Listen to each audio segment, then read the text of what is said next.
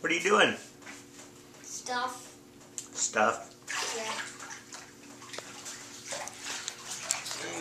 Hey. Oh, hi. Hey, Karu. I've watched your videos recently and haven't responded. I'm eating chocolate. Taryn's playing in the tub. Bye-bye. Sarah and I are about to go for a walk. You're insane.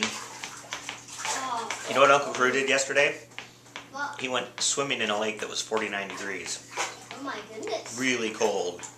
Really, really cold. Like so cold that you can die being in it. Oh, uh-oh. Sarah and I are going to go for a walk. But, yeah, I got to question the intelligence of swimming in a lake where, as you're swimming, your arms are cramping so you can't put them over your head. And you're in the middle of the lake. You know, why would you do that? I mean, I understand, you know, if it's some sort of a competition thing or if it's not life endangering. But, you know, at one point, at some point, that becomes dangerous. And I don't know what that point is. And, you know, maybe that was nowhere near that point where it becomes dangerous. But I don't know.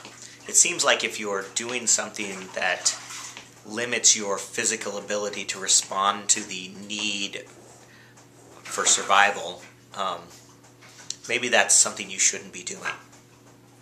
Call me crazy. Call me remarkably conservative. Call me a loser. Don't call me. But congratulations on surviving. That was quite nice. Also, I enjoyed watching your swim meet performances. Looked like you did well, and that I can understand. You know, you're pushing yourself, you're setting standards for yourself, and pain and suffering in pursuit of a goal when life is not at stake. I'm down with that. That's cool. So, yeah. Work on your house. You talk about it a lot, but I don't see a lot of evidence of it. So, oh, speaking of which, I do want to come see evidence of it.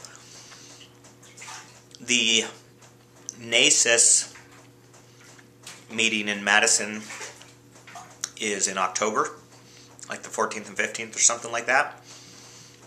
And I'd like to go to that.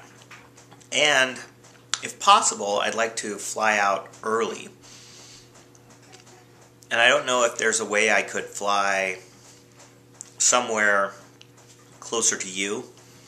Like if I fly into Rochester, seeing as how the tribe would play for the flight, and have you drive me over to the meeting and then bring me back from the meeting.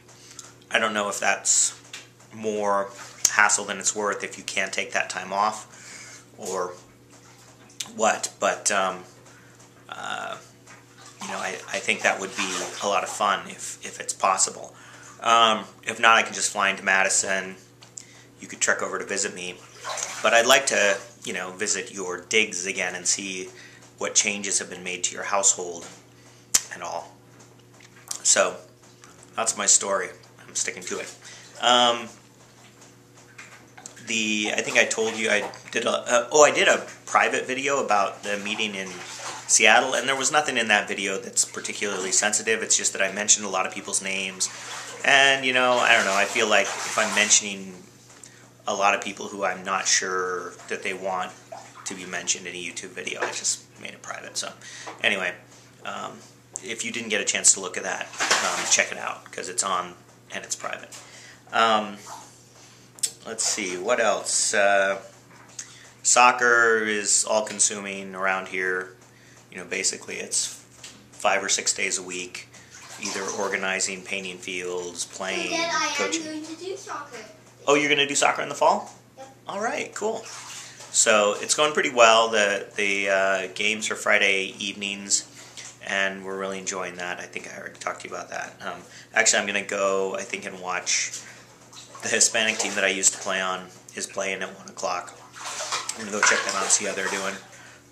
we played pickup Friday night against some of the Hispanic guys with the team that I'm going to Yakima with, and that was kind of fun.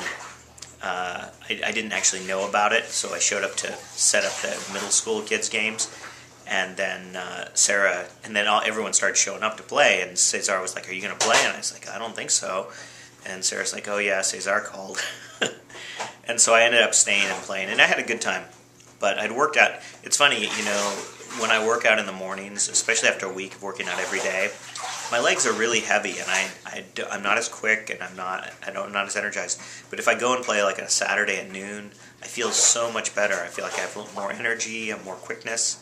So I'm going to have to think about that when we come up in May on these tournaments we're going to. And maybe taking a day or two off working out before the tournament. So, yeah, that should be fun. My parents, it looks like the weekend of August 13th and 14th, we're going to be going to Tom and Patty's cabin up at Schweitzer. At least that's the last I heard. They're going to look into that. So that's for my parents' 50th anniversary, which will be actually on the 15th. So that might be right in the heart of your visit. We'll have to figure that out. What else? Other stuff.